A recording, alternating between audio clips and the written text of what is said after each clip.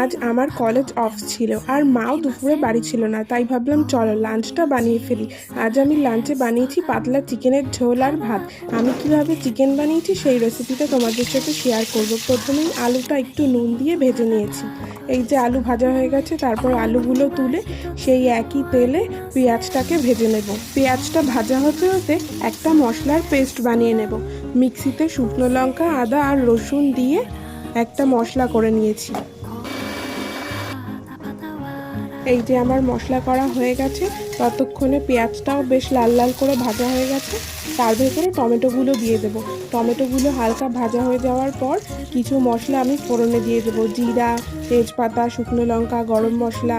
এবার ওর ভেতরে মশলাটা দিয়ে দেবো। মশলা দিয়ে ভালো করে কষিয়ে একটু নুন হলুদ দিয়ে দিয়েছি। তারপরে ভালো করে নাড়িয়ে চাড়িয়ে মশলা ধোয়া জলটাকে দিয়ে দেবো।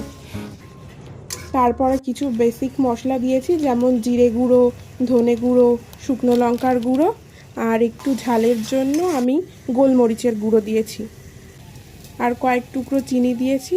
তারপরে ভালো করে নাড়িয়ে চাড়িয়ে এখানে আমি ম্যারিনেট করা মাংসটা দিয়ে দেব। মাংসটা আগে থেকেই একটু নুন হলুদ আর লেবু দিয়ে ম্যারিনেট করে রেখেছি। মাংসটা দিয়ে কিন্তু ভালোভাবে কষিয়ে নেব। এখানে দেখতেই পাচ্ছ মাংসটা দিয়ে বেশ সুন্দর তেল ছেড়ে দিয়েছে। তারপরে ভেজে রাখা আলুগুলো দিয়ে দেব। আলুগুলো দিয়ে ভালো করে নাড়িয়ে চাড়িয়ে একটু গরম জল দিয়ে দিয়েছি। জল দেওয়ার পর ঝোলটাকে কিছুক্ষণের জন্য ফুটতে দেব। ঝোলটা ফুটে এলে একটু গরম মশলা দিয়ে নামিয়ে নিলেই আমাদের পাতলা পাতলা চিকেনের ঝোল কিন্তু রেডি। দেখতেই পাচ্ছ কি সুন্দর কালার হয়েছে চিকেনের ঝোলটা। চলো এবার সার্ভ করার পালা।